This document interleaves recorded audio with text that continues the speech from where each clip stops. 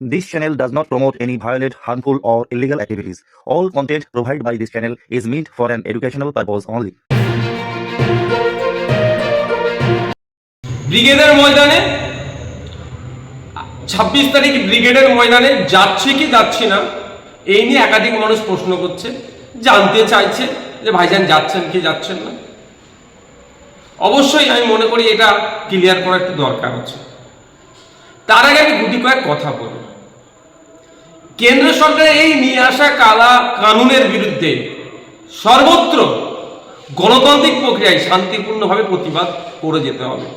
Supreme কোর্টে আমি আইনি, আমার মতো অনেকে আইনি লড়াই লড়ছেন। আগামী 5 তারিখ ডেট আছে। আন্দোলন সংগঠিত করতে হবে, শান্তিপূর্ণভাবে আন্দোলন করতে হবে। আমরা এখানে যত আন্দোলন সংগঠিত করতে পারবো দিল্লিতে ইম্প্যাক্ট হবে। আর আমাদের আন্দোলনে যদি আমাদের আন্দোলনে ঢুকে যদি হিংসা ছড়িয়ে দেয় তাহলে কিন্তু এর ব্যাড ইফেক্টও দিল্লিতে পড়তে পারে। সুতরাং আমরা যারা আন্দোলন যেখানে যেমনভাবে করছি আমাদের আন্দোলনটা যেন গঠনমূলক হয়, শান্তিপূর্ণ হয়, ধর্মনিরপেক্ষ হয়, গণতান্ত্রিক প্রক্রিয়াতে হয়। আমাদের আন্দোলনে ঢুকে কেউ যদি হিংসা ছড়াতে যায় সেগুলোকে আমাদেরকে আটকাতে হবে। ভাঙড়ে আমাদের আন্দোলনে হিংসা ছড়ানোর চেষ্টা হয়েছে, হিংসা ছড়িয়েছে। জঙ্গিপুরে সেখানে পুলিশ অতি সক্রিয় হিংসা ছড়িয়েছে। আপনার বিভিন্ন জায়গাতে আমরা দেখছি এটা হচ্ছে, অনেক জায়গায় খবর আসছে পুলিশ আটকাচ্ছে, মিটিং মিছিল করতে দেবে না। এইগুলো হচ্ছে, এগুলোকেও আটকাতে হবে, শান্তিপূর্ণভাবে গণতান্ত্রিক প্রক্রিয়া আন্দোলন করতে হবে। এখন আমার পক্ষে আমি যে উত্তরটা দিচ্ছি, ব্যাপারটা হচ্ছে অনেক সময় নিজেকে আগুনে পুড়াতে হয় সমাজকে আলোকিত করার জন্য, অনেক সময় নিজেকে একটু গুটিয়ে নিতে হয় বৃহত্তর স্বার্থের জন্য।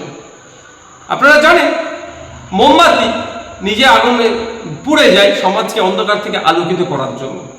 ব্যাপারটা হচ্ছে এখানে আমি যদি এখন ঘোষণা করি আমি ব্রিগেডে যাচ্ছি, আপনারা ইতিপূর্বে দেখেছেন যে জায়গায় আমরা মিটিং মিছিল করছি রাজ্য সরকার কিভাবে সেগুলোতে বাধা দিচ্ছে। ভাঙড়ে দেখুন হাজার হাজার ছেলের নামে আমাদেরকে মিথ্যায় মামলা দিয়ে দিয়েছে, আমার নামে মামলা দিয়েছে। আমি আমারটা নিয়ে ভাবি না, আমি গরিব ছেলেগুলোর কথা ভাবি সবসময়।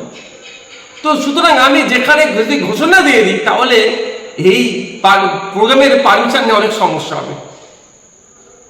এটা আপনাদের বুঝতে হবে। বড় বাজারের প্রসঙ্গে আসি।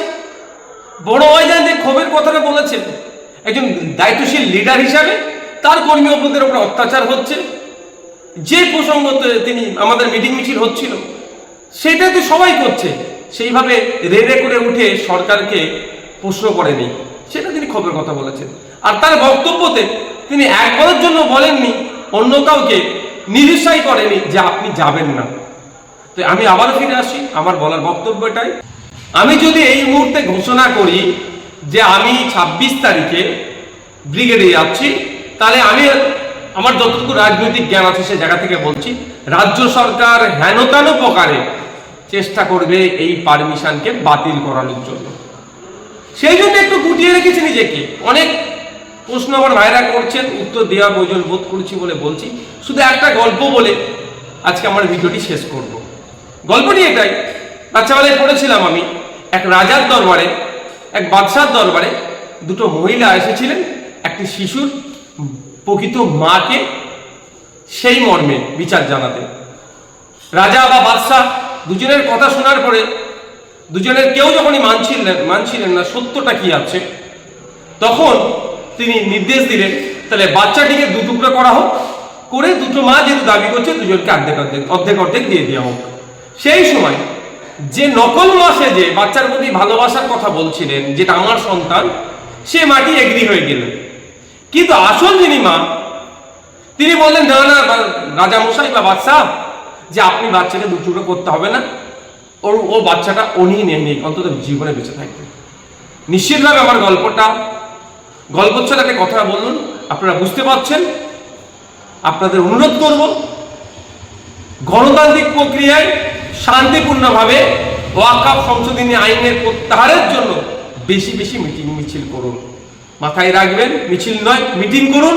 মাথায় রাখবেন এই মিটিংয়ে কেউ না হিংসা করতে পারে।